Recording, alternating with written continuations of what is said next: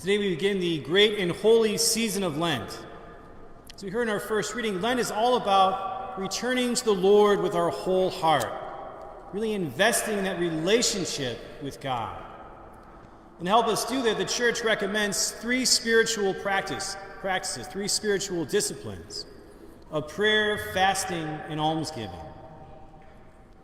Almsgiving is the one maybe we're less familiar with. It simply means being attentive to the needs of the people around us. As we see in the Gospels, as Jesus moves through the Gospels, he's very attentive to the needs of the people around him. When he sees people who are lonely, those who are cut off from society, the outcasts, those who are marginalized, those are the people that Jesus goes to spend time with them, to comfort them, to share a meal with them. When he encounters people who are sick or hurting, he heals them. When he sees the hungry, he feeds them. And so our almsgiving is an invitation to be more like Jesus as we journey through these 40 days of Lent, to be more attentive to the people around us, and to generously give of ourselves through our time, our talent, and our treasure. Through our time, who are the people that we know that maybe have been a bit lonely or alone, especially during this time of the pandemic? Do we have grandparents or parents who've been kind of isolated on their own? Or do we know younger people, too, that maybe have been taking the virus very seriously, don't go out very much? Friends that maybe we haven't seen in a while. Are we still reaching out to them, calling them up, FaceTiming with them, letting them know that we're thinking about them, making sure that they're not alone? When it comes to our talents, how are we using our talents, our gifts, to the service of others? For those of you who are in school or those who are working, do we use our talents, our gifts to be of service to our classmates, to our coworkers? Do we lend a helping hand when we see people in need, working on a project at school or a project at work? Or for those of you that have other gifts, like my sister-in-law, she's a great baker. And so she's been using her time baking up a storm, bringing cookies, cupcakes, things over other people. How are we using our gifts to be of service to others, to brighten the day of others, to be Christ to others? And for those of us who have financial resources, how are we using those gifts to the benefit of others, especially those who are maybe poor on the outskirts of society?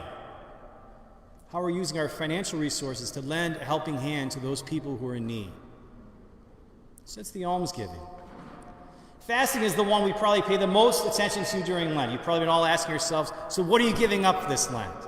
We put a lot of focus on what we're giving up. And that's all right. And it's good to give up things. On Ash Wednesday and the Fridays in Lent, we know we're called to fast, to abstain from eating meat, a small sacrifice that we make. And so it's good that we make small sacrifices of things that we enjoy. It helps to discipline us. If I can say no to myself in these small ways, then when those bigger temptations come along, hopefully it's a little bit easier to deny ourselves those things, especially when we know they're ultimately not going to be healthy for us. And it's especially a good type of fasting for those who are young who are here, all of our grade school students who might be here. That's good fasting. You have chocolates, candy, maybe dessert. But if you're older than 12, I highly encourage you to take on a little bit stronger terms of fasting. As I've said this every single Lent, Lent is not meant to be the Catholic version of Weight Watchers. It's not about giving things up so we look better come spring. Trust me, you just replace it with other foods. I know. So it never works. Rather, the fasting that Jesus is inviting us to, encouraging us to think about is, what are those things that are getting in the way of deepening my relationship with God? What are the sins maybe I've been holding on to, allowing to have a foothold in me? When it comes to my relationships with family, with friends, the people around me, what maybe attitudes or prejudices am I holding on to that's stopping me from growing in relationship, to reaching out to others in love? Those are the things we want to try to root out of our lives during these next 40 days with the grace of God. And so when it comes to our fasting, my brothers and sisters, we're encouraged to look much more critically at our lives. one in us maybe needs to go. With God's grace, let's try to make that change this Lent. And it doesn't matter if we fail and falter a dozen times. We pick ourselves up and keep trying. It's 40 days long. There's a lot of grace to be had in these 40 days when it comes to making those important changes in our lives. The last of the spiritual disciplines is prayer. And I think this is the most important, most critical of all. Because if Lent is all about returning to the Lord with our whole heart, then prayer is absolutely essential. It's making that time for Jesus each and every day to open our hearts to him in prayer. Because as Jesus points out in the gospel, these external actions are good, giving things up, trying to do more for others. What he's most concerned about in the gospel, it's what's going on inside of us, in our hearts, what he calls that inner room, that place in our lives that nobody else sees. Our real self, our authentic self. That's where Christ wants to go with you during this Lent, to let him into that part of your heart,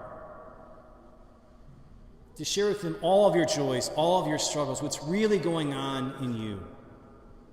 So again, as we invite Jesus into that spot in our heart, the first thing we should ask ourselves, again, is there anything there that doesn't belong? And to ask him to help us to clean that out. But also to share with him, as we journey together through Lent or these next 40 days, what are your hopes, your dreams, your goals for this season of Lent? And to ask Jesus to help you to focus on that, to make those changes. Because Jesus wants you to grow as his disciples. He wants to pour all of his grace, all of his love into your hearts, to fill you with his love so that you can go out and share that with others.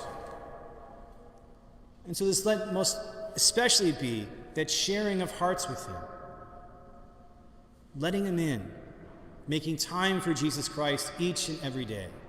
As St. Paul says in our second reading, now is the acceptable time. Now is the day of our salvation.